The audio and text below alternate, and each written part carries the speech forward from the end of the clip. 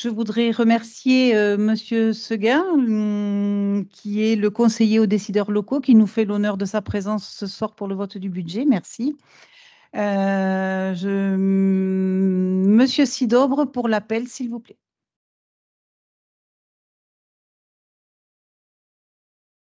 Valérie Graffaille-Roudet, Jean-Jacques Aramada, Christelle Girardin-Forêt, Guy Darnaud, André Aimé, Jean-François Glaise, Virginie Furcat-Chastain, Arlette Blanc, Christelle Bignon, excusez, Joël Louman, Joël Souloumiac, excusez, Régis Berger, Marty de Mercadal, Présente.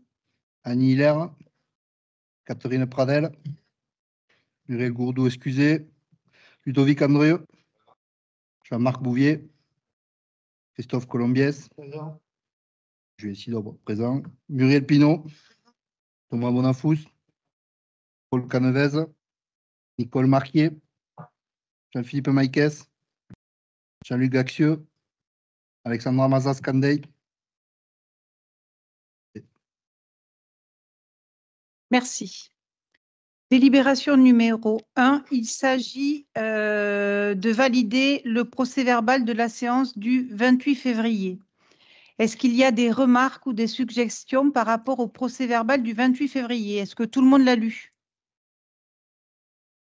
Je le soumets à votre vote. Qui s'abstient? Qui vote contre? Qui vote pour? Je vous remercie. Délibération numéro 2, il s'agit de l'approbation du compte de gestion 2023. Je laisse la parole au ministre des Finances de la commune. Merci.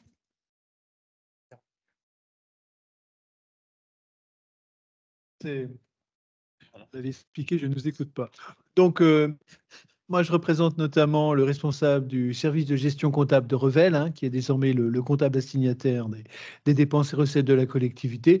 Donc, ce qui va vous être présenté, c'est le résultat d'un travail en commun avec donc, les services de l'État, les services de la DRFIP. Donc, un travail de qualité, puisque tout a été constaté de manière tout à fait concordante entre le compte administratif, qui est tenu par la collectivité, et le compte de gestion, qui est vraiment celui qui est retracé dans les écritures comptables de l'État et qui est notamment transmis au juge des comptes. Voilà, je vous laisse pour le détail des éléments, c'est avant tout votre exécution. Très bien. Donc, vous avez vu l'ordre du jour, un conseil municipal chargé en matière budgétaire, puisqu'il y a le bilan de l'exercice 2023, donc à travers le compte de gestion en compte administratif, puis l'affectation du résultat. Et ensuite, conformément au débat d'orientation budgétaire que nous avons tenu au mois de février, la fixation du taux d'imposition, puis après, le vote du budget primitif de l'exercice. Donc, voilà, donc un ordre du jour assez chargé. Donc, sur compte de gestion compte administratif, on va faire une présentation commune, puisqu'il s'agit de trouver la concordance, donc comme le soulignait M. Seguin, ce qui est le cas. Donc, sur l'année 2023, donc vous rappeliez, on avait voté le budget au mois de février, année assez particulière, marquée par la continuité d'une forte inflation à nouveau, donc avec un impact important sur le budget de la commune et notamment sur le chapitre 011, donc les charges accadaires générales, avec notamment un gros focus, une grosse augmentation sur les dépenses énergétiques. Donc, on est à peu près à 683 000 € en dépenses d'électricité, ce qui représente une augmentation de 77% par rapport à 2022, ce qui occasionne voilà, des dépenses supplémentaires qu'il a fallu assumer. Donc, on avait prévu lors du budget primitif une marge qui n'a pas été suffisante. Du coup, on a au cours de l'année travaillé dessus. Voilà, on a lancé un projet d'économie d'énergie sur les bâtiments communaux. Les écoles participent au challenge Cube École en lien avec plusieurs communes du canton pour économiser de l'énergie. Et après, il y a eu tous les programmes durant lancés avec le SDEC durant l'année, notamment de rénovation d'éclairage public pour permettre une diminution de la consommation et donc des dépenses énergétiques, dans le double objectif d'économiser de l'électricité, donc participer au développement durable, et de limiter l'impact budgétaire sur la commune. Voilà, donc sur le 011 après, les grosses augmentations, c'est par exemple l'achat pour le marché cantine. Avec l'inflation, du coup, les fournisseurs ont été très impactés au niveau alimentaire. Donc, on a eu une forte augmentation du marché en septembre. On a pris pour hypothèse une certaine stabilité du prix pour 2024, mais en attente des publications des indices. Donc, voilà, à peu près sur le charge à carrière générale. Donc, on termine à 2 386 000 euros. Donc, c'est en augmentation, mais cela, c'est fortement lié à l'inflation. En interne, on a mené des mesures pour mettre plus en concurrence et on a notamment sur le service finance qui a fait beaucoup de petits marchés qui ont permis de limiter cette hausse et ça porte vraiment ses fruits. Donc, on va continuer cette politique. Voilà. Après, deuxième gros point, donc vous voyez, c'est les charges de personnel. Donc, on termine à 4 547 000 euros, une augmentation de 9%. Alors, il y a des facteurs exogènes, notamment la hausse du point d'indice. Donc, pour un an, on a eu l'augmentation de juillet 2022 qui a eu des effets sur l'année complète. Une autre en juillet 2023.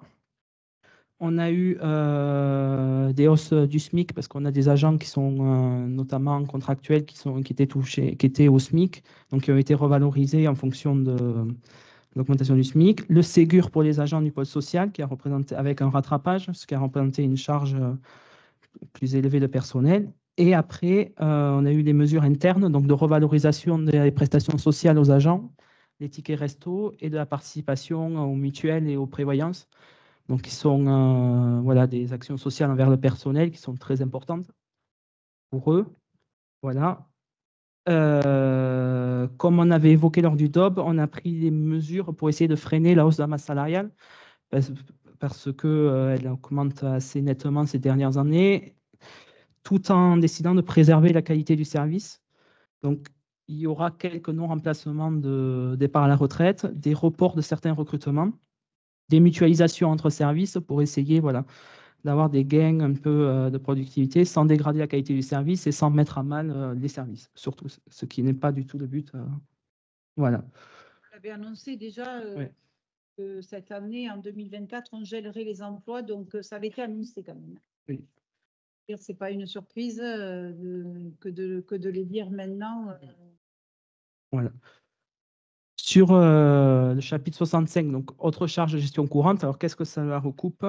Ça recoupe les cotisations aux EPCI, enfin aux syndicats, donc le SDIS, le SDEG, l'école intercommunale de musique, l'ATD, donc ils sont en augmentation parce que c'est aussi ces syndicats ont des charges qui augmentent. Et voilà, donc on a eu des augmentations. Le SDEG, c'est aussi lié à tous les travaux qui ont été lancés par la municipalité. Voilà, donc, mais qui à terme généreront des économies certaines. On a eu aussi une grosse régularisation en lien avec la trésorerie des admissions en non-valeur, voilà, qui n'avaient pas été effectuées depuis 2008. Donc, on a eu une grosse somme l'année dernière de 36 000 euros. Maintenant, on sera beaucoup plus à jour, donc les montants seront plus faibles. Mais c'est vrai que l'année dernière, il y a eu une forte dépense sur cet exercice. Une subvention exceptionnelle de 40 000 euros au CCAS pour rétablir la situation financière, parce qu'il avait l'exercice 2022 a été clôturé en déficit et on a eu dû ponctionner sur nos réserves. Donc 40 000 euros pour assurer la continuité du CCAS, notamment du portage des repas. Donc le budget a été voté du CCAS la semaine dernière et on est avec des équilibres beaucoup plus sains et qui permettront de développer les actions. Donc voilà, donc ça c'était important. Et bien sûr, 175 000 euros de subventions aux associations qui marquent la volonté de la collectivité de soutenir le tissu associatif autant sportif que culturel. Et voilà sur l'année. Donc après, les intérêts de la dette sont en diminution un petit peu, voilà, liés au désendettement de la collectivité. Et ensuite, il y a eu les amortissements, donc en dépenses d'ordre, qui sont à la hausse du fait des gros travaux de 2021-2022 et des régularisations en lien à la trésorerie. Voilà. Donc sur les dépenses, on est à, je ne sais plus combien exactement, une dépense de fonctionnement, on est à 7 967 000 euros à peu près. Voilà. Donc sur les recettes, on a des augmentations liées aux absences de personnel, puisqu'on a une assurance statutaire et les remboursements de la Sécu. Donc là aussi, il y a eu un gros travail du service RH pour récupérer ces sommes. Voilà, il y avait un peu de retard, donc on est à 143 000 € cette année. Donc ça, c'est une recette qu'on espère à la baisse, parce que ça veut dire qu'il y a des agents qui sont absents pour raison de santé, et le but, ce n'est pas avoir de recettes sur ce chapitre-là. Produit du service, 506 000 €. Donc ça, c'est la tarification de nos services publics. Donc voilà, donc on a eu du rattrapage de recettes, notamment avec l'Interco qui avait pas été titré, et sur le domaine public. Donc ce qui explique une augmentation plus importante cette année, qui sera plus mesurée sur 2024. Des recettes de piscine à peu près à 200 000 € et de l'ALAE à 190 000 €. Donc là aussi, un point d'attention, puisque le coût du service augmente alors que les effectifs baissent. Donc on est en train de travailler le service pour l'enfant jeunesse sur voilà, et sur la tarification, mais aussi l'organisation du service. Mais ça, c'est un travail de fond qui ne se fait pas en quelques semaines. Voilà. Sur les impôts, les taxes, nous avons recouvré 3 200 000 € d'impôts directs locaux. Donc, c'est lié au vote des taux. Donc, voilà, vous avez les évolutions. Donc, pour rappel, le conseil municipal avait à l'unanimité au mois de février dernier avait voté la stabilité des taux. Donc, ils n'ont pas bougé depuis 2019, hors révision des taux liés aux réformes.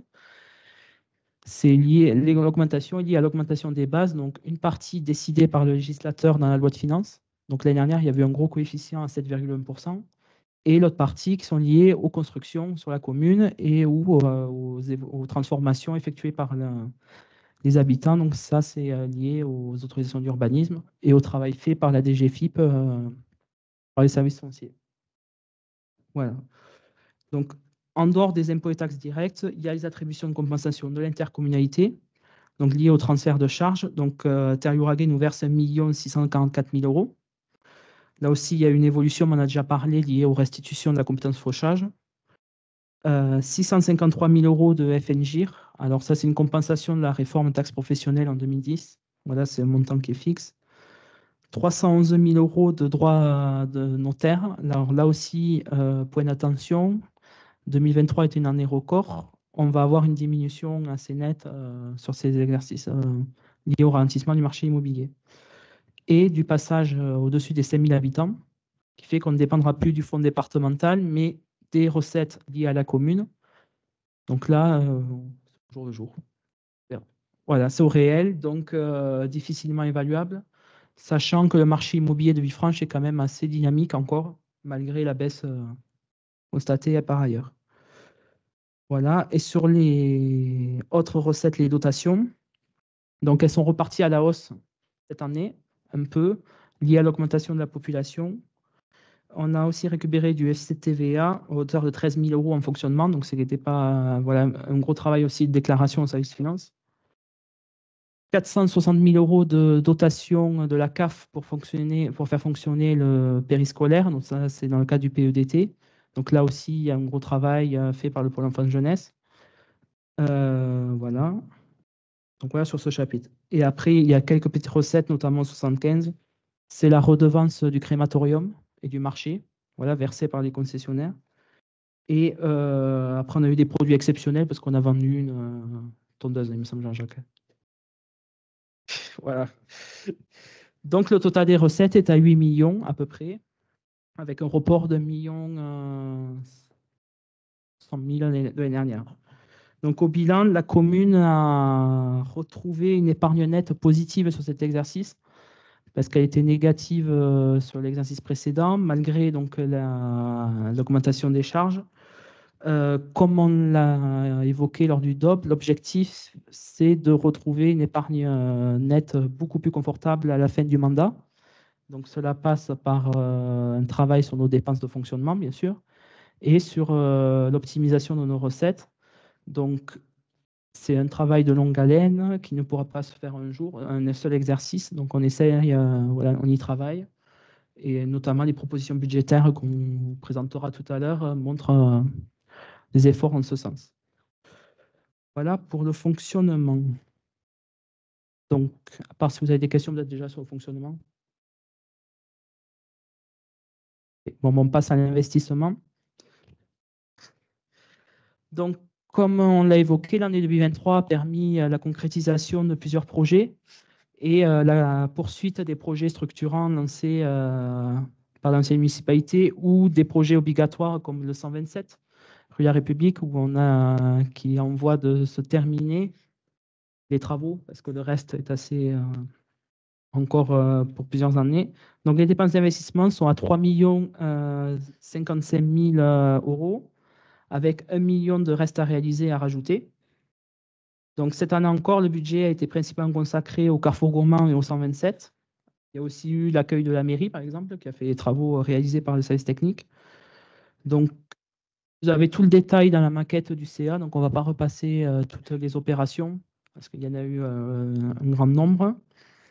Juste préciser qu'un gros travail de tri a été effectué par le service finance dans les engagements et les restes à réaliser, puisqu'on s'est rendu compte qu'il y avait encore des restes à réaliser dans les 2018-2019 qui ne correspondaient à à rien, en quelque sorte, mais qui étaient reportés d'année en année et mobiliser des crédits inutiles qui auraient pu être mis ailleurs. Donc, ce qui explique la diminution du reste à réaliser. Donc, c'est signe d'une meilleure programmation des travaux par les services, mais aussi une meilleure évaluation des besoins réels par le service finance, par les services concernés. Donc, ça, c'est vraiment un vrai point positif. Oui. Oui. Donc, voilà, pour les dépenses. Donc, en recettes, on est à 3 696 000 euros. On a aussi 48 000 euros de reste à réaliser. Donc, c'est des subventions. Donc, il faut noter le recouvrement exceptionnel de subventions en 2023 à hauteur de 280 000 euros, ce qui constitue une augmentation de 5 000%. Madame le maire va après. Je vais expliquer les choses un petit peu quand même. Et juste dire qu'en investissement, c'est la première fois depuis 4 ans que le budget d'investissement n'est pas en déficit cette année. Donc, quand même.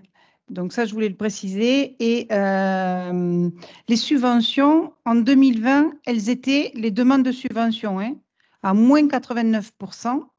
En 2021, à moins 22%. En 2022, à moins 82%. Et en 2023, à plus 5012%. C'est vous dire le nombre de demandes de subventions. Donc, effectivement, ces subventions sont les bienvenues dans un budget d'une collectivité territoriale et on peut difficilement s'en passer. Voilà, c'est essentiel. Oui, tout à fait. Donc, il y a eu un gros travail mené par le service finance de vraiment recherche active de subventions auprès de tous les partenaires, que ce soit l'État, le département, la région, le PETR aussi. Il y a un gros travail mené avec le PETR. Donc, cela a permis d'accroître les capacités d'investissement, mais aussi de moins consommer de réserves, de ne pas souscrire forcément d'emprunt. Voilà. Donc, il y a eu un gros travail aussi de rattrapage. Cependant, il y a eu des subventions, comme on l'avait évoqué lors du DOB, qui ont été perdues sur les exercices 2020-2021, parce que le versement n'a pas été soldé et les financeurs ont classé l'affaire, entre guillemets. Voilà, donc maintenant, il y a un gros travail mené par les services pour monter les dossiers et on envoie les fruits au compte administratif. Donc 280 000 euros de subvention contre 5 000 l'année d'avant. Voilà. Donc après, FCTVA, donc bien sûr qui augmente lié à l'augmentation des investissements. Et après, on retrouve en recette, mais recette, j'allais dire de fictive, c'est le compte de tiers donc du 127, on émet les titres, mais on n'a aucun recouvrement, donc ce qui constitue un manque de trésorerie d'environ 1 million d'euros, ce qui est très préjudiciable à la commune, puisque voilà, et engendre un risque pour l'avenir, même si on y travaille. Pardon. Et c'est une situation qui va durer puisque vous avez suivi un peu, c'est loin d'être terminé. Donc, c'est une situation qui va durer, on peut penser jusqu'à fin 2025, début 2026. Voilà. Voilà. Il y a eu une vente aux enchères, il n'y a pas eu d'acheteur, donc la procédure juridique continue et malheureusement, la commune n'est toujours pas propriétaire et ne peut rien faire. Donc, on subit, on essaie de voir comment on peut faire au mieux, mais c'est une situation qui va durer encore quelques années, malheureusement. Voilà, donc moi j'ai terminé la présentation. Donc juste vous rappeler des chiffres. Donc un résultat de l'exercice en fonctionnement, c'est vraiment que les dépenses et les recettes de l'exercice sans les reports, de 41 699 € 19 centimes. Donc on voit là l'impact de l'inflation, donc ce qui nécessite donc de prendre des précautions pour l'avenir. Un excédent reporté d'1 142 000 €, donc un résultat de clôture en investissement d'1 184 000 €. Sur l'investissement, donc là, comme l'expliquait Mme le maire, on termine avec un excédent de 640 000 €, 166,48, auquel s'ajoute l'excédent de l'année dernière de 375 000 € à peu près. Donc on termine à peu près 1 million d'euros de résultats d'investissement.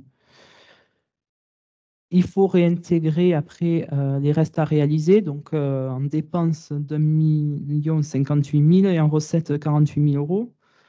Donc, ce qui fait que notre excédent d'investissement couvre le besoin de financement. Donc, il n'y aura pas besoin de prélever, comme l'année dernière, on avait prélevé 1,5 million sur notre excédent de fonctionnement. Cette année, il n'y aura pas de prélèvement. Donc, ce qui permet de ne pas consommer trop nos réserves et de ne pas se rapprocher de la zone rouge. Trop. Voilà.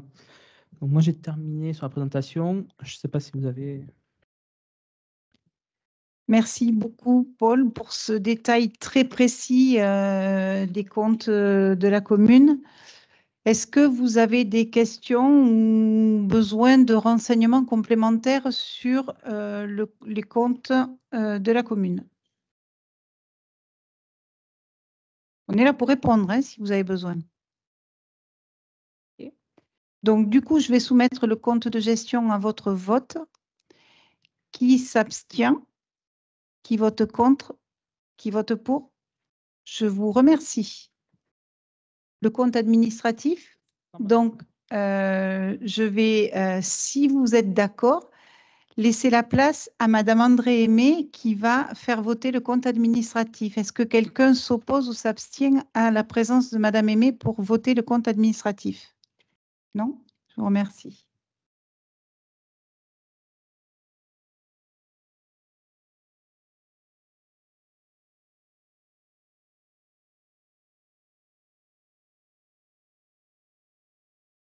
Nous allons passer également au vote.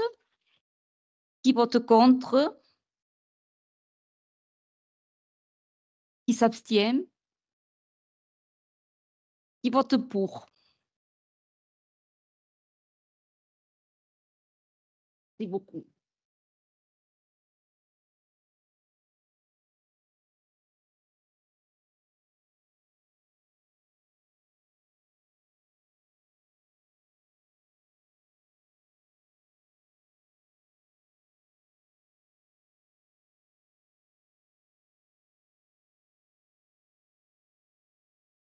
Merci beaucoup. Donc, nous passons à la délibération suivante qui est l'affectation des résultats. Paul? Alors. Donc là, comme on vient d'approuver les comptes de l'année 2023, on a constaté un excédent de fonctionnement et de résultat, et il convient de l'affecter pour l'exercice 2024. Donc, vous avez à l'écran les principaux chiffres rappelés. Donc, oui, j'y suis. Donc, on a constaté qu'il y avait un excédent d'investissement qui était supérieur au solde des restes à réaliser, donc le besoin de financement de la section d'investissement. Donc, il vous est proposé d'affecter la totalité de l'excédent de fonctionnement en fonctionnement pour 2024 en recettes. Et en investissement, du coup, il n'y a pas de réserve supplémentaire au 1068. Et on voit même qu'il y avait un petit excédent de 4 976 € qui permettra de financer une partie de l'investissement de 2024. Voilà. Je ne sais pas si... Oui. Il n'y a pas besoin de plus détailler.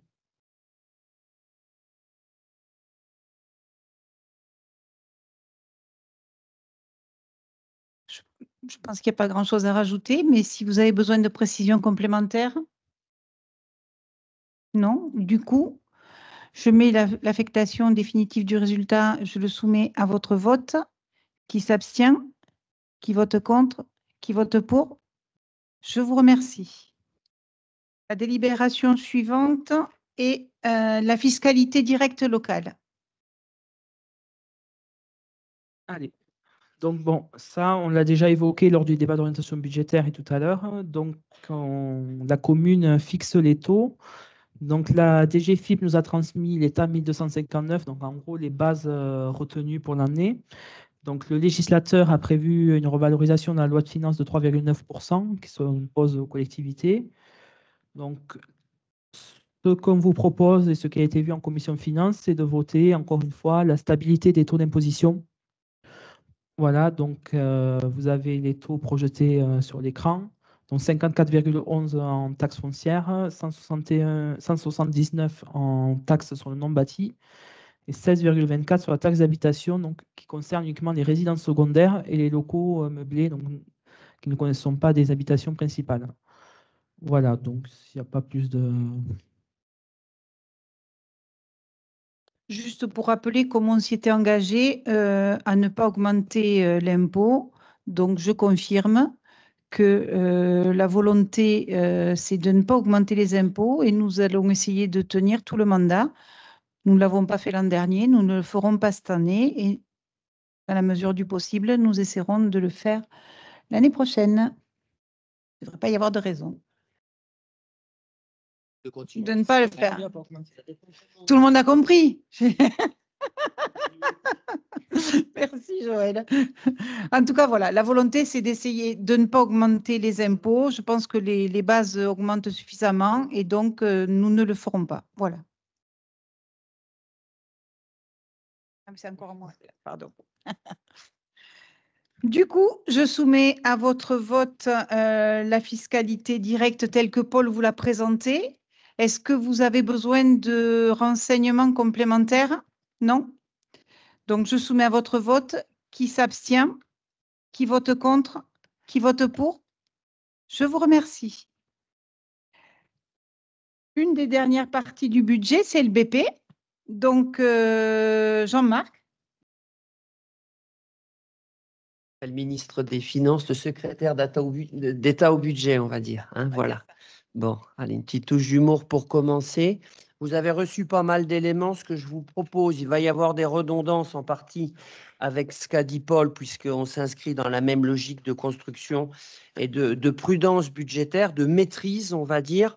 Donc, on peut reprendre cette petite note de 5 ou 6 pages que vous avez reçues.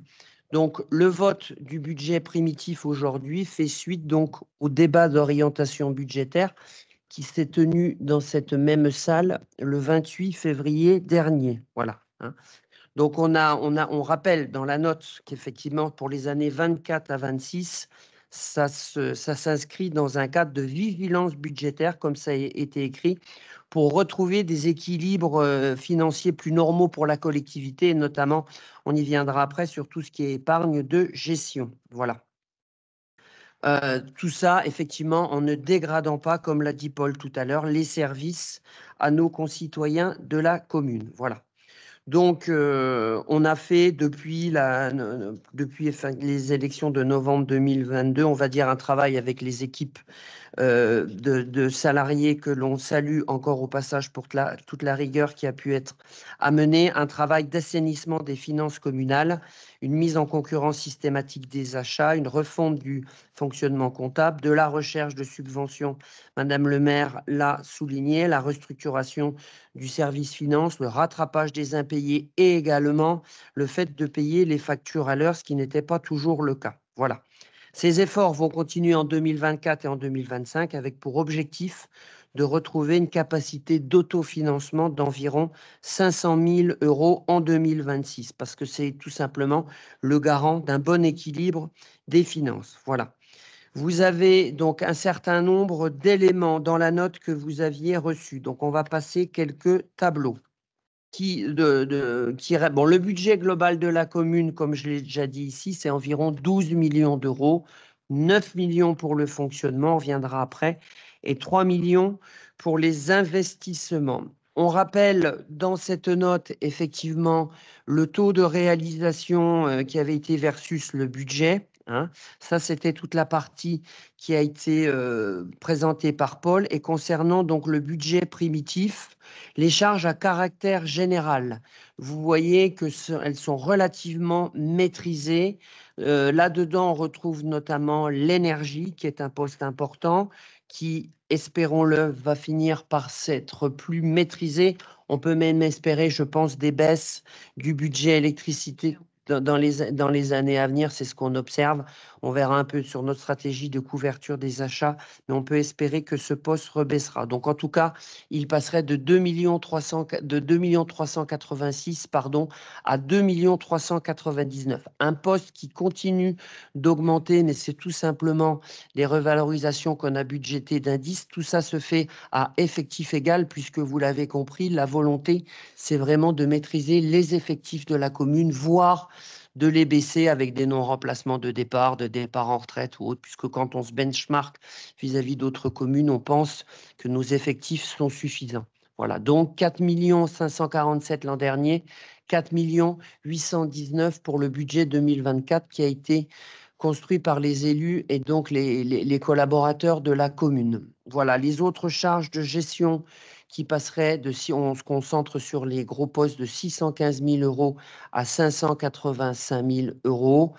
Et tout ce qui est opération d'ordre, là, ce sont les amortissements, les virements de la section fonctionnement à la section d'investissement qui passeraient de 870 000 € à 751 000 €. Voilà les principaux postes. Vous avez ensuite les recettes de fonctionnement qui vous sont présentées dans le tableau et que vous aviez donc dans la note avec différents postes, les produits de service.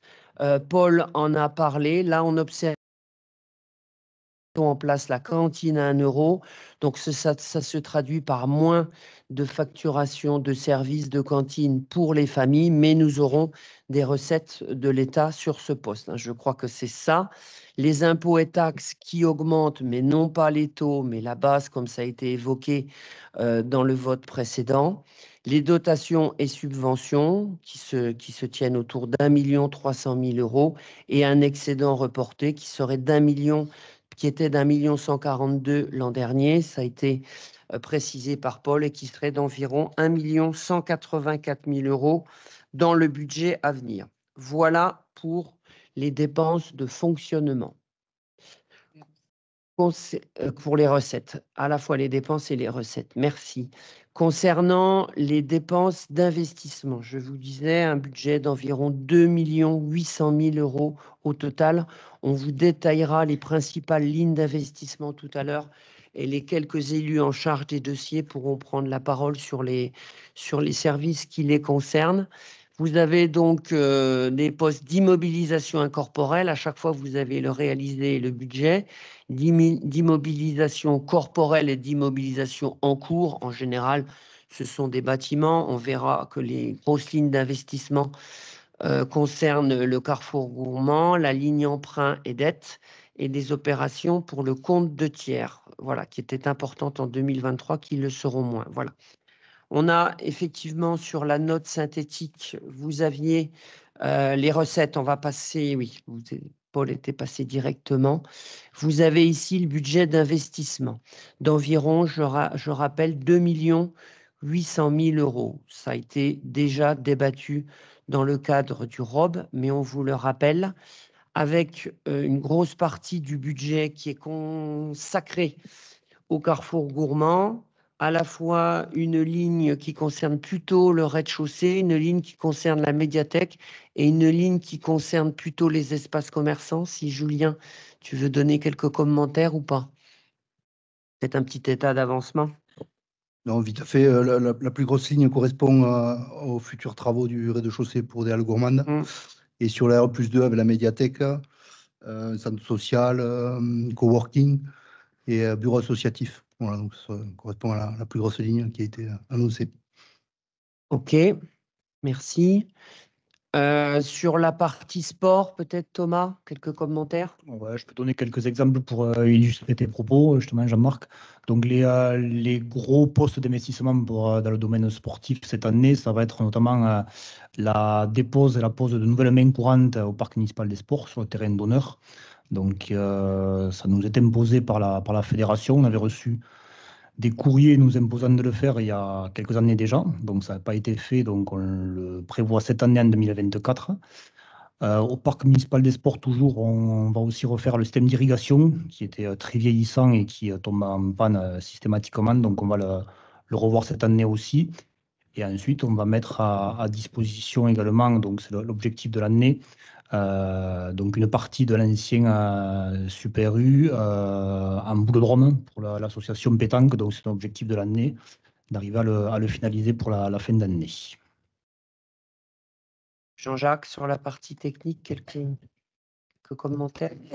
Sur la partie technique, nous avons un parc de véhicules très vieillissant.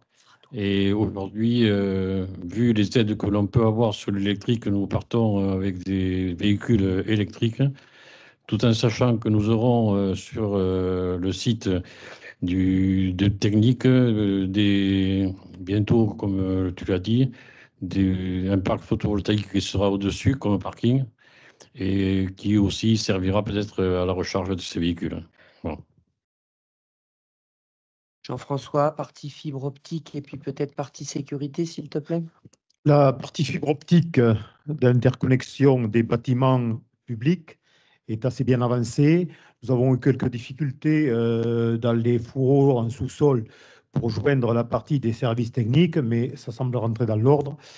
Donc là, elle restera à prévision de 31 000, ce qu'on appelle une redondance pour sécuriser le réseau, qui doit être revu et en cours d'étude avec un avancement assez rapide. Ensuite, pour la vidéoprotection, donc, il a été prévu 11 caméras qui vont carrément sillonner tout le périmètre de Villefranche, toutes les intersections d'entrée dans la commune. Ensuite, il y aura 3 caméras contextuelles grand angle qui sont situées à la gare, place des Pasteliers et au Skypark, et 3 caméras contextuelles de 15 mégapixels à la place Gambetta, place de la Liberté et sur devant le parvis donc, de notre salle.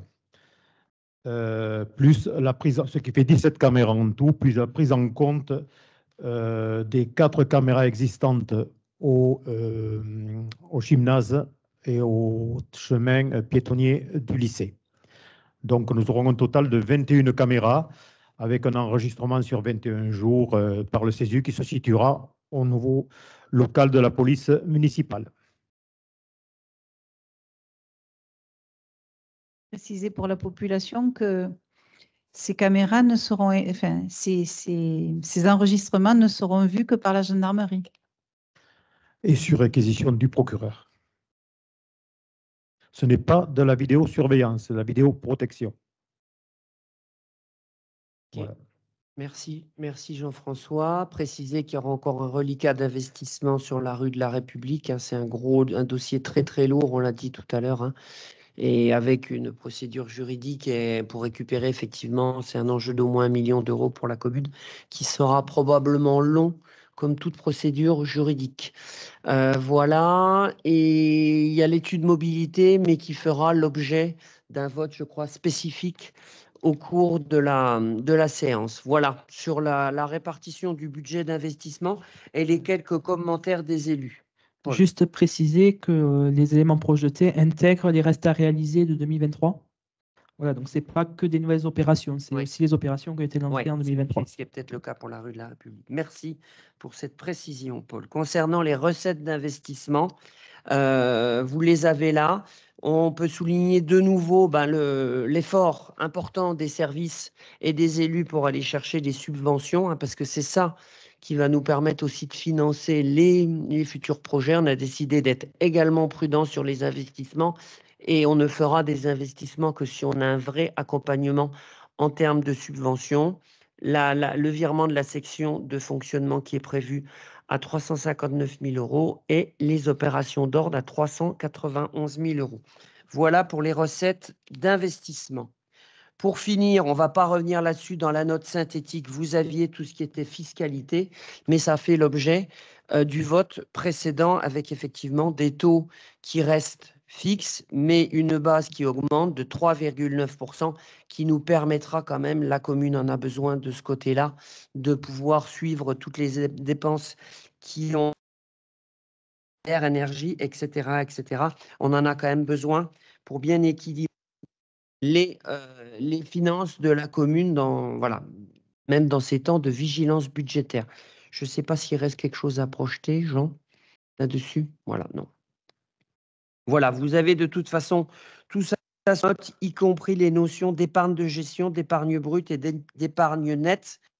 L'objectif étant, et on peut finir là-dessus, que l'épargne nette, qui est le signe quelque part des équilibres financiers de la commune, repasse au-dessus de 500 000 € en 2026. C'est notre objectif en termes de gestion de la commune.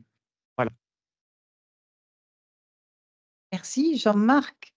Est-ce que vous voulez des renseignements supplémentaires sur les différents postes qui ont été présentés? Non. Tout est clair, limpide.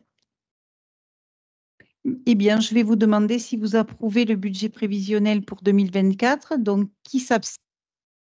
Qui vote contre? Qui vote pour? Je vous remercie. Alors, la prochaine délibération est la subvention aux associations. Comme chaque année, la mairie, c'est Thomas qui va vous le présenter. Si vous me permettez, juste avant de vous présenter les subventions aux associations, je voudrais faire une suspension de séance parce que je voudrais demander à quelqu'un qui est dans la salle de venir nous présenter son association. Il s'agit effectivement d'une association qui n'est pas une association de Villefranche, mais qui est une association humanitaire qui travaille beaucoup avec la commune de Villefranche et notamment avec la bibliothèque, avec le cinéma, avec les écoles. Et cette année, pour la symbolique, la commune a voulu subventionner cette association. Monsieur Gourby, si vous voulez nous la présenter en 2 minutes, s'il vous plaît.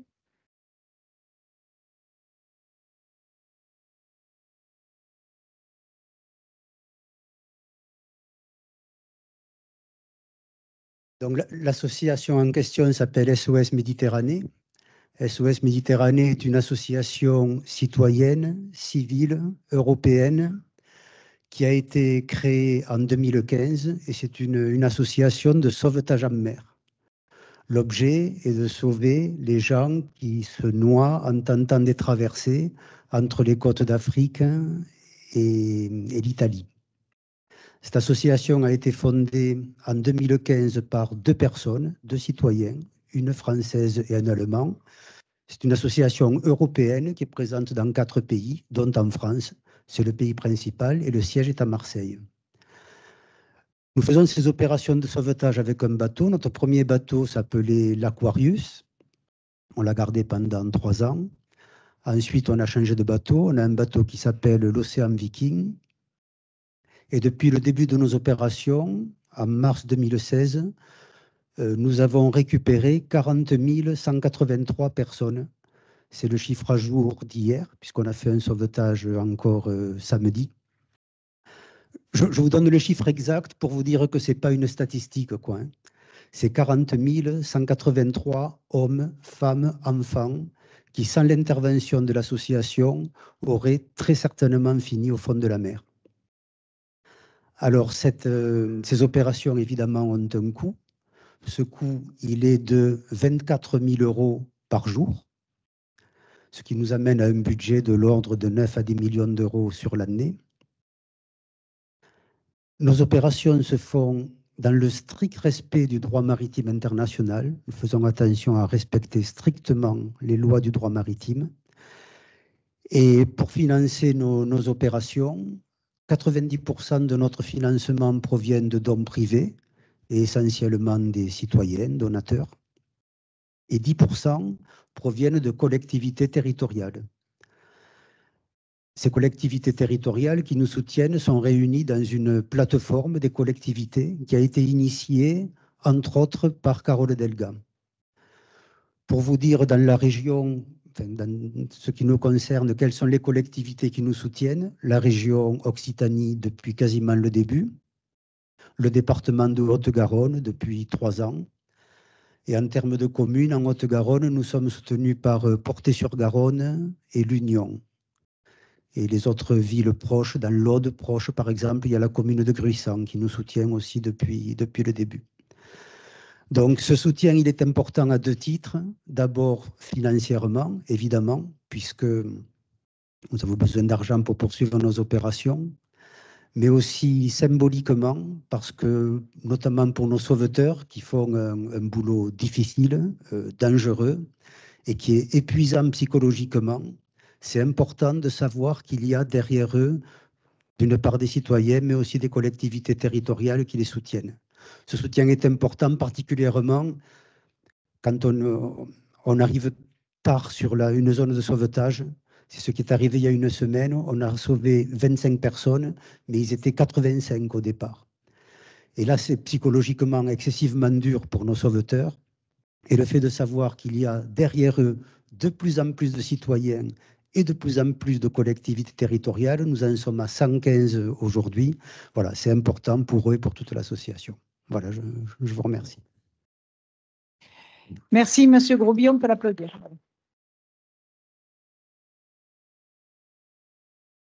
Merci pour cette présentation et merci pour ce que vous faites sur la commune de Villefranche auprès, comme je l'ai dit tout à l'heure, de nos écoles, de notre cinéma et de la bibliothèque.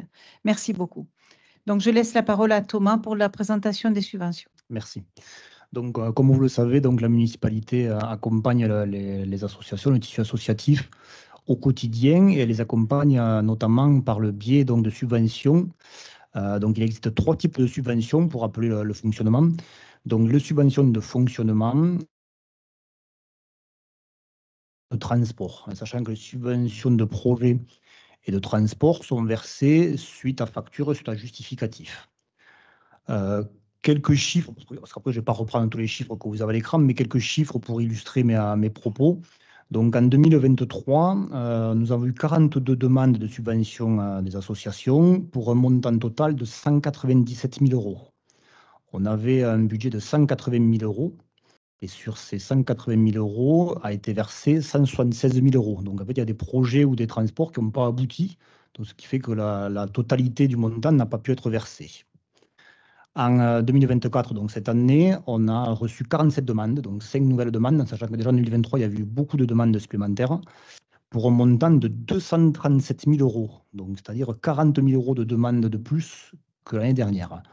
Donc on n'a pas ce budget de 237 000 €. On a pu augmenter quand même un petit peu le budget, puisqu'on l'a passé de 180 à 185 000 € pour 2024, en sachant que l'objectif, bien évidemment, c'est de ne pas diminuer les subventions aux associations, alors plus particulièrement les subventions de fonctionnement, c'est-à-dire celles dont elles ont besoin au quotidien pour pouvoir fonctionner. Après, les projets et les transports, ben, c'est fluctuant. Des années, il y a des projets, d'autres, il n'y en a pas. Donc, ça peut aller d'une association à une autre. Mais en tout cas, le principe même a été de ne pas diminuer la subvention de fonctionnement. Donc, vous avez à l'écran les différents montants qui ont été travaillés en commission. J'en profite pour remercier les membres de la commission sport et vie associative et d'autres élus qui sont venus travailler donc, lors de la commission qui a pu donc décider du versement de ces différentes subventions. Une petite nouveauté cette année, en fait, on se rend compte que d'une année sur l'autre, comme je le précisais, les subventions, notamment projets et transports, ne sont pas forcément tout le temps utilisés. Donc, ces projets, ces transports sont prévus sur l'année et il se peut que finalement, le projet ne se fasse pas, il y ait moins de transport que prévu, ce qui fait qu'à la sortie, donc ça a été le cas en 2023 et ça a déjà été le cas en 2022, tout le montant qui est voté n'est pas versé. Et ce qui fait que ce montant-là, en fait, ne peut pas être rétribué à d'autres associations. En fait, il ne peut pas être utilisé par qui que ce soit. Donc c'est dommage parce que ça ne profite à personne, ni à l'association qui avait eu droit à ce montant-là et qui ne l'utilisera pas, ni à d'autres associations. Donc ce qu'on a prévu cette année, c'est que sur les 185 000 € de budget subvention. On en a versé, donc on a dispatché, vous l'avez à l'écran, donc 183 500 € de subvention. On en a gardé 1 500 € de côté pour pouvoir les verser dans un second temps en fin d'année au réel, c'est-à-dire en fonction des projets et des transports qui auront réellement été réalisés. Alors l'idée serait peut-être même d'avoir un peu plus de côté pour pouvoir se caler vraiment au réel de l'année 2024. On va commencer comme ça, on va voir si ça fonctionne bien comme ça. Et après, si jamais ça fonctionne bien, on pourra refaire cette opération en se gardant un petit peu, une petite marge de manœuvre pour pouvoir réaffecter des subventions en cours d'année. Donc, il y aura bien évidemment une autre commission en fin d'année, commission sport en fin d'année. Et donc, on reviendra vers vous après au dernier conseil certainement de l'année pour pouvoir distribuer ces 1 500 € que l'on a mis de côté. Voilà, je ne sais pas s'il y a des questions particulières là-dessus. Alors, ouais, je vois à l'écran qu'effectivement, on rappelle que les associations qui perçoivent plus de 10 000 € de subventions vont devoir mettre en place une convention d'objectifs et de moyens. Donc, pour rappel, réglementairement, la convention d'objectifs et de moyens est une obligation pour les associations qui perçoivent plus de 23 000 € de subventions. Donc, nous, on a décidé là, de partir sur 10 000 €. Donc, il me semble que ça concerne 5 associations de mémoire sur Villefranche. Donc, sera mis en place une convention d'objectifs et de moyens de façon individuelle avec chacune de ces associations concernées. Voilà ce que j'avais à dire là-dessus. S'il y a des questions, je suis à votre disposition. Merci Thomas. S'il n'y a pas de questions, je soumets à votre vote.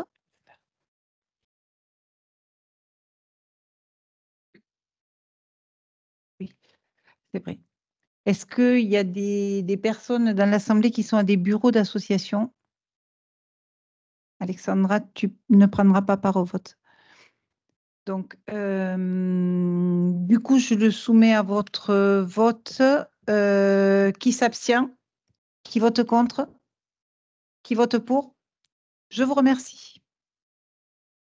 Alors, la délibération suivante, c'est la classique garantie d'emprunt à OPH 31. Donc, vous le savez, pour réaliser des opérations d'aménagement, les bailleurs sociaux ont recours à des emprunts à des taux plus favorables auprès de la Banque de France, de la Banque des Territoires. Mais en contrepartie, il faut que le conseil départemental et la commune dans laquelle se tient l'opération garantissent ces emprunts. Donc, dans ce cadre, l'OPH 31 demande à la commune de garantir 30% d'un emprunt de 224 000 € à 2,75% taux variable indiqué sur le livret A, pour une durée de 25 ans. L'objet de cette opération est la réhabilitation de 40 logements en vue de les transformer en logements sociaux aménagés, de les aménager avenue de Verdun. Les travaux ont déjà commencé et sont quasiment finis, hein, c'est pour vous dire. Hein. Donc, comme on le fait chaque fois, la commune prévoit garantie d'emprunt pour OPH 31, comme on le fait pour tous les bailleurs sociaux, parce que si la commune se désiste, le département ne peut pas garantir l'emprunt, tout simplement. Voilà. Est-ce que vous avez besoin de plus d'informations sur cette opération? Non, classique. Donc, qui s'abstient? Qui vote contre? Qui vote pour? Je vous remercie. La prochaine délibération, c'est la convention de prêt des VAE avec le PETR, les fameux vélos électriques. Guy? C'est Régis, pardon. Allez, c'est moi pour le coup. Oups. Oups. Tu veux pas, Guy, c'est sûr? Bon, l'année dernière, on a fait une opération VAE qui a duré 5 mois, si je me souviens bien. 27 personnes ont emprunté un vélo. C'est pas mal. Voilà. Pour des périodes de 1-2 semaines ou un mois. Donc, ça fait une moyenne de 15 jours pour un prêt de vélo. Sur ces 27 personnes, il y avait 4 agents municipaux, 2 élus. Et parmi les 21 autres personnes qui restent, 20 ont pris un vélo pour le loisir et une personne uniquement pour le trajet domicile-travail. Voilà. Cette année, on renouvelle l'opération sur 9 mois au lieu de 5 mois. Donc, ça débute dès maintenant jusqu'en décembre. Les villes franchoises seront informées par affichage, par Facebook et par le site de la mairie. Et le MAG. Voilà. Ensuite, donc, il y aura cette fois-ci 3 vélos aussi. La dernière fois, il y avait un VTT, 2 VTC. Cette fois-ci, ça sera 3 VTC. Les vélos sont stockés, comme la dernière fois, au pôle technique. Les réparations éventuelles et les révisions sont effectuées aux frais de la commune. Voilà. Les prêts sont ouverts à toutes les villes franchois, mais il serait préférable que ce soit des agents communaux qui utilisent ces vélos pour des déplacements intra-communes ou bien des villes franchois qui iraient au travail, domicile-travail. En fait, l'idée, c'est de récolter des données qui rentreraient dans le projet mobilité du PVD. Voilà. C'est fini. C'est exactement ça. Merci beaucoup, Régis. Juste pour compléter, la réparation, l'entretien de ces vélos a un coût annuel de 50 €. Donc, 50 € x 3, voilà ce que ça va coûter à la commune. Je pense que jusque-là, c'est faisable. Et effectivement, comme on travaille beaucoup sur les mobilités, et on va en parler tout à l'heure, on s'était dit qu'il était intéressant peut-être cette fois-ci de bloquer ces prêts liés au travail. Voilà. Je ne sais pas si vous avez des questions à nous poser. Au départ, on en avait demandé 5. Il y a très peu de communes du bassin de vie, en tout cas de la communauté de Terre du Lauragais, qui en demandent, mais il y en a quelques-unes quand même, pas Nailloux, Calmont. Donc, bon. Donc, on n'a pas pu en avoir 5, on a pu en avoir 3, ce qui est déjà quand même pas si mal parce que ça avait bien marché. Moi, je vous invite à les essayer, c'est fantastique. Voilà. C'est fantastique. S'il n'y a pas de questions, je vais le soumettre à votre vote. Donc, qui s'abstient? Qui vote contre? Qui vote pour? Je vous remercie. La prochaine délibération est la tarification de la fourrière. Alors, lors de la dernière séance, on a une délibération sur la tarification de beaucoup de services de la commune. On avait tarifé les services de la fourrière, sauf que il y a un arrêté ministériel qui est tombé juste après et qui nous oblige à nouveau les changer. Donc, bon, il y a très, très peu de différence. Je crois que ça va de 1 € à 10 € pour certains. Donc, il y a très peu de différence. Mais en tout cas, on s'aligne au tarif du ministère. Hein, et donc, on a modifié les tarifs. Vous les avez tous reçus, hein, les tarifs, je pense. Donc, est-ce que vous avez des commentaires à faire ou est-ce que vous voulez plus de renseignements par rapport à ça? Non? Bon, classique, c'est une obligation, mais bon, c'est classique. Donc, je le soumets à votre vote. Qui s'abstient? Qui vote contre? Qui vote pour? Je vous remercie. Le point suivant, c'est... Ah bon? Non, juste avant, j'avais le déplacement d'un point d'éclairage. Merci. Ah non, il est juste après. Alors, ben, c'est comme vous voulez, Guy. L'attribution du marché.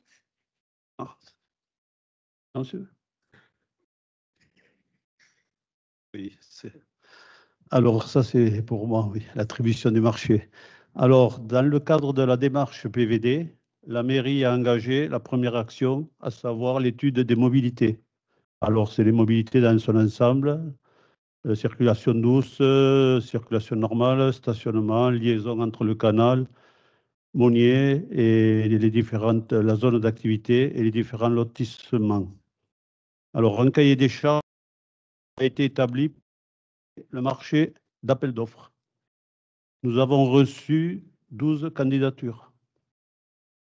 Une présélection a été faite à partir de 4 critères. Donc, le premier critère, c'était la compétence des membres de l'équipe dédiée à cette étude. Le deuxième critère, c'est la référence sur les projets en contexte similaire. Le troisième critère, les moyens humains et matériels dédiés à l'étude. Et le quatrième critère, la note de motivation. Donc, à partir de ces éléments-là, on a établi une liste de notation. Donc, cette notation dans l'ensemble, vous l'avez eue, elle vous a été délivrée. Et conformément au règlement de la consultation, les 3 candidats les mieux notés à l'issue de l'analyse des candidatures sont admis à déposer leur offre. Alors, par rapport à cette liste, les 3 premiers candidats sont l'usage des lieux, qui a obtenu 92 par rapport à 100. Ensuite, l'atelier ATP, 89 par rapport à 100. Et le troisième, atelier refuge, 81, 25 par rapport à 100.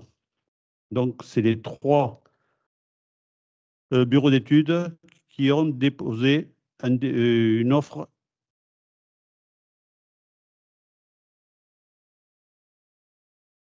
Alors, une fois l'offre de dépôt reçue, cette offre, les 3 groupements ont été auditionnés par un jury d'élus, d'agents administratifs, de la finance, du technique et en présence d'un technicien de la DDT. Une présentation a été réalisée avec un PowerPoint et suivie d'échanges. À savoir que chaque groupement est constitué de plusieurs bureaux d'études par rapport à la complexité et en fonction de leurs compétences. Exemple, un bureau d'études de concertation, un bureau d'études VRD urbanisme et mobilité, ou dans certains cas, mobilité et paysage. Par rapport à ces dépôts d'offres, il y a une analyse qui a été réalisée avec 3 nouveaux critères. Donc, le premier, c'est la note méthodologique de travail. Le deuxième critère, c'est la note de synthèse de compréhension des enjeux. Le troisième critère, le calendrier prévisionnel. Et le quatrième critère, l'offre financière. À savoir que le montant maximum de cette étude est de 60 000 € hors taxe pour une durée de 8 mois. À la suite de cette analyse, 2 bureaux d'études ont été notés. Le troisième n'a pas pu être noté. Il a été écarté car inacceptable. Le montant de l'opération était supérieur à 60 000 €. Donc, par rapport à ces notes, l'usage des lieux a obtenu un total pondéré 95 par rapport à 100 et l'atelier ATP 90.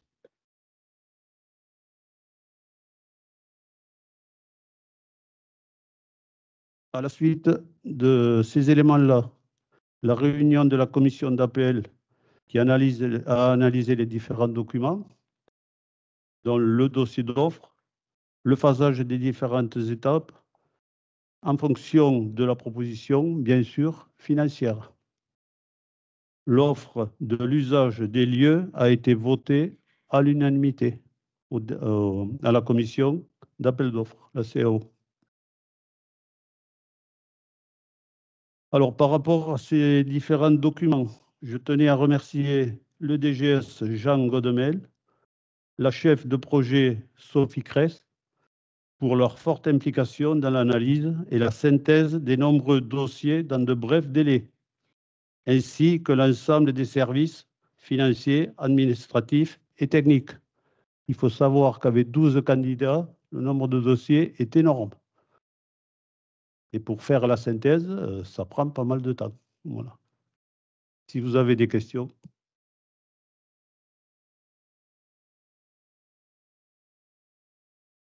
Merci pour ce que je pourrais rajouter, le début de ces études aura lieu à peu près mi-mai,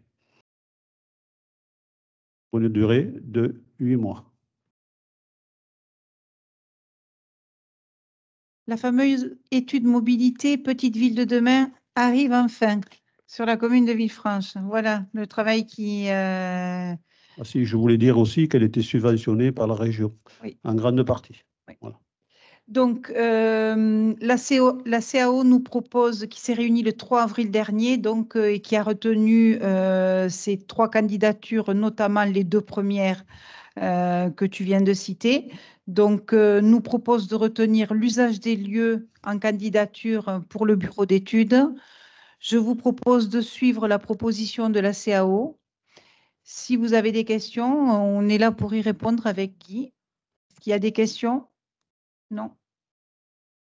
Du coup, je soumets à votre vote. Qui s'abstient? Qui vote contre? Qui vote pour? Je vous remercie. Voilà le déplacement du point d'éclairage.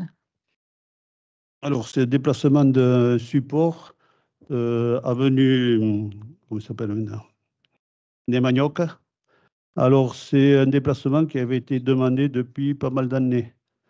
Alors, le problème, c'est, vous le voyez sur la photo du bas, le poteau est implanté à 1,50 m de la bordure et gêne pour la sortie des véhicules.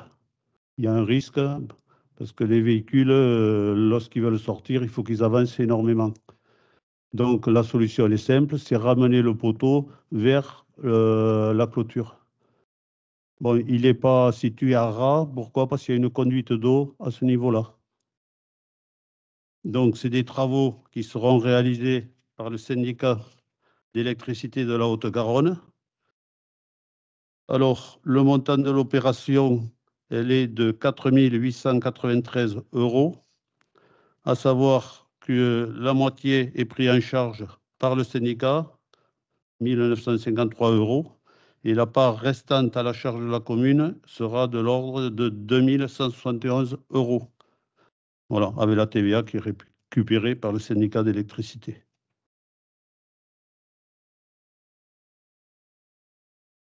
Des questions? Donc, je le soumets à votre vote. Qui s'abstient? Qui vote contre? Qui vote pour? Je vous remercie. Question de la parcelle D1164. Il s'agit d'une parcelle avenue de la Fontasse, c'est un petit triangle, que nous vous proposons de céder. Cette parcelle est issue du domaine privé communal et est en face le 84 avenue de la Fontasse. C'est monsieur Alain Egea qui souhaite acquérir cette parcelle qui a été évaluée par les domaines à 50 € hors taxe. Donc, nous allons lui céder pour 50 € hors taxe ce bout de parcelle afin de régulariser, sachant que les frais de notaire sont à la charge de l'acheteur et pas de la mairie. Je n'ai pas grand-chose de plus à vous dire. Cette parcelle avait été classée dans le domaine privé communal en janvier 70, donc ça remonte quand même à quelques lunes. Voilà. C'est une régularisation. Besoin de renseignements complémentaires? Non? Je le soumets à votre vote. Qui s'abstient? Qui vote contre? Qui vote pour? Je vous remercie.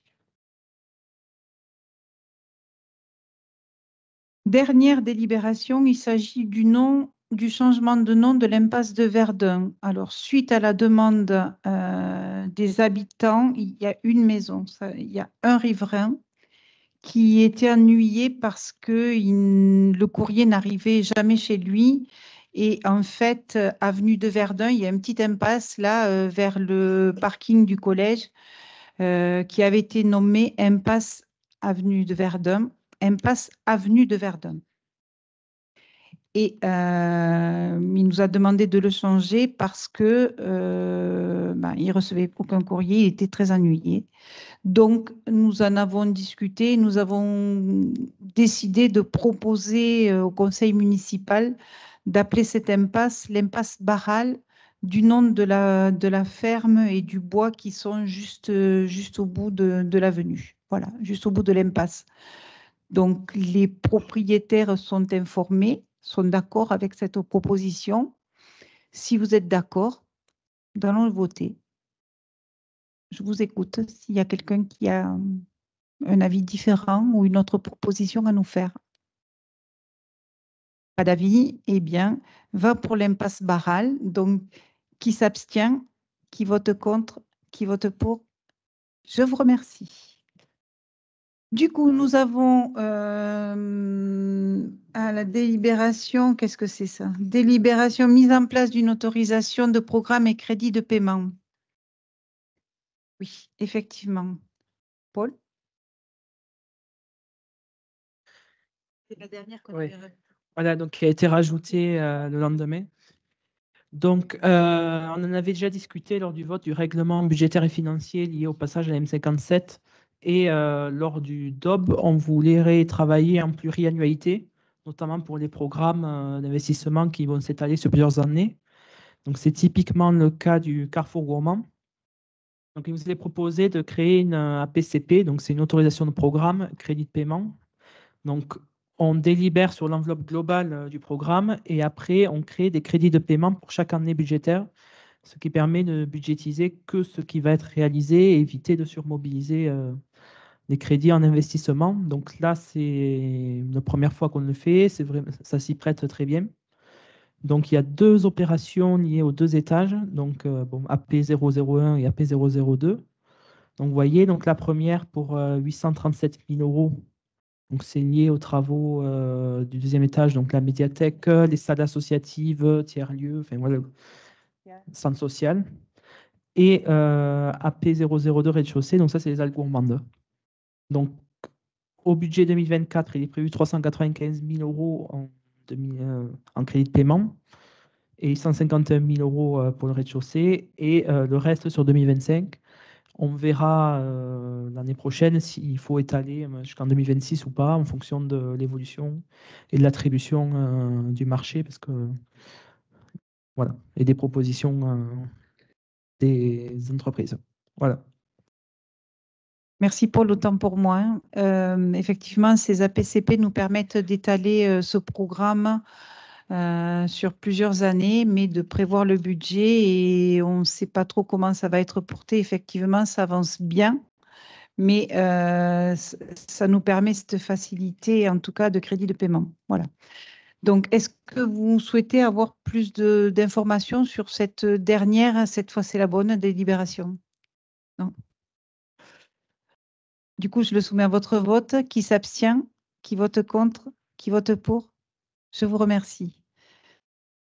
C'est bien la dernière délibération de ce conseil municipal.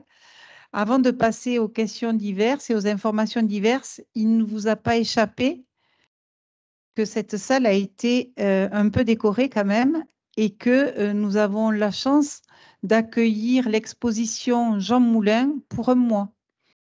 On l'a à partir d'aujourd'hui, depuis ce matin, jusqu'au 7 mai, pendant un mois. Les écoles, juste avant de partir en vacances, ont été informées pour pouvoir planifier des visites.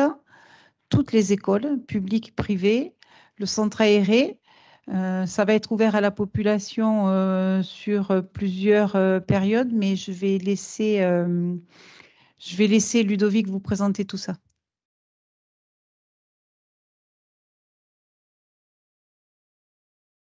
Donc déjà, je voudrais remercier le service technique pour le travail effectué ce matin.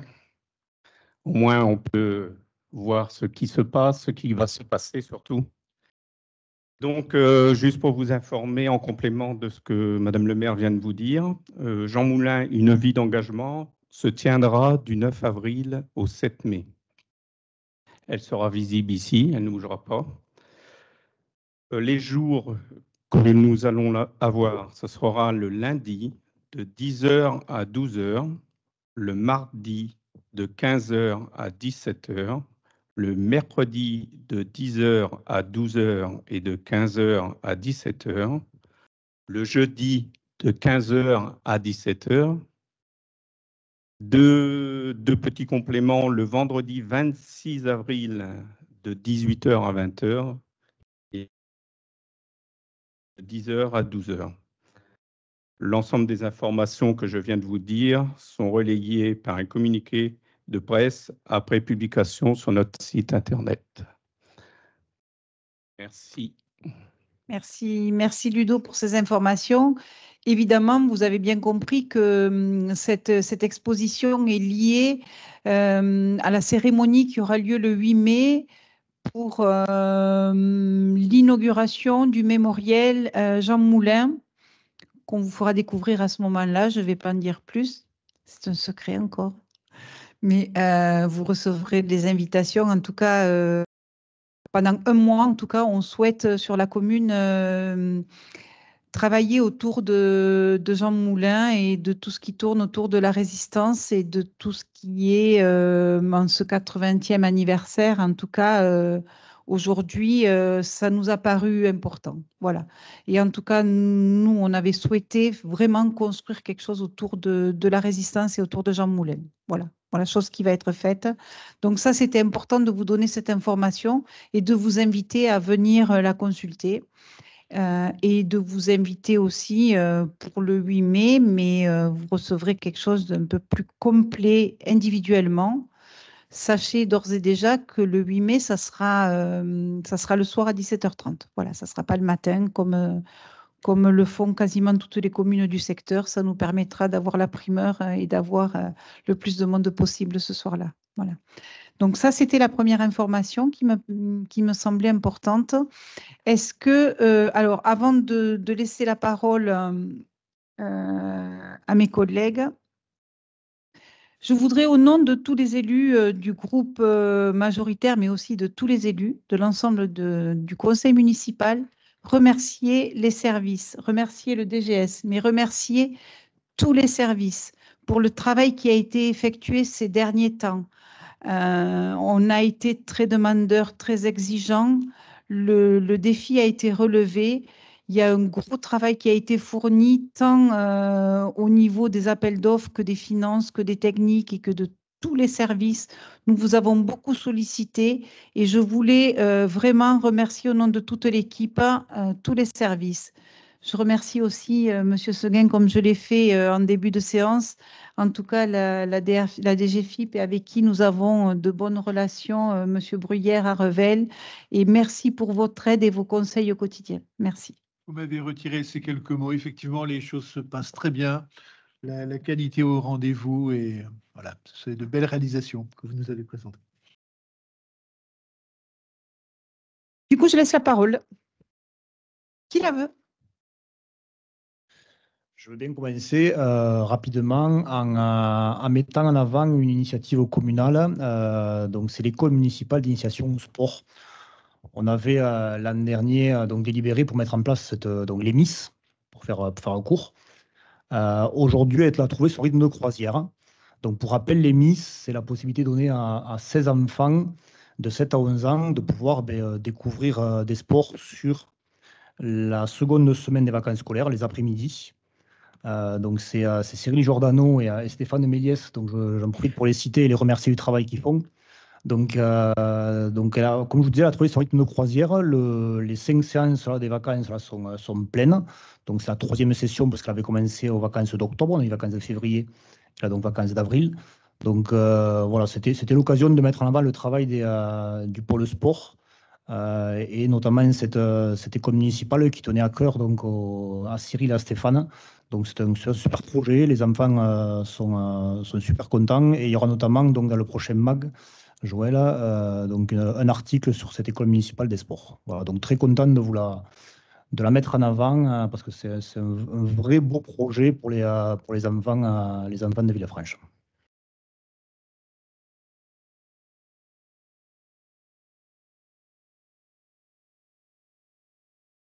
Oui, un mot sur la mise en place de la mutuelle communale. Donc, nous avons le projet de mettre en place la mutuelle communale au 1er janvier 2025 sur la commune. Et nous avons commencé à solliciter les partenaires pour leur parler de ce projet. Associations, partenaires de santé. Nous allons lancer un questionnaire auprès de la population dès la semaine prochaine. Donc, voilà, inciter les voisins, tous les habitants à y répondre. Ça nous permettra après de le présenter au prestataire qui sera choisi. Au mois de juin, je crois qu'on avait dit, on va faire un appel à projet auprès des mutuelles, des organismes complémentaires pour leur soumettre ce projet. Et ensuite, nous ferons ce choix-là au mois d'août, septembre exactement. Et ensuite, on commencera les premières réunions publiques auprès de la population pour mettre en place cette mutuelle au 1er janvier 2025, pour le pouvoir d'achat, pour l'accès aux soins de tous. Peut-être une précision, ça ne s'adresse pas aux salariés qui ont des mutuelles obligatoires de par leur société. Ils ne pourront pas s'en servir de surmutuelle. Et on est bien d'accord. Après, ça s'adresse par contre à tous les âges. Voilà, on n'a pas... Moi, je voulais rajouter par rapport aux lampes d'éclairage.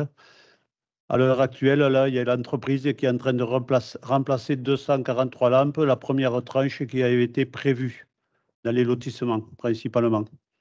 Et la deuxième tranche de 452, je crois, va suivre par la suite. Et on arrivera à plus de 90% d'équipement en lampes LED.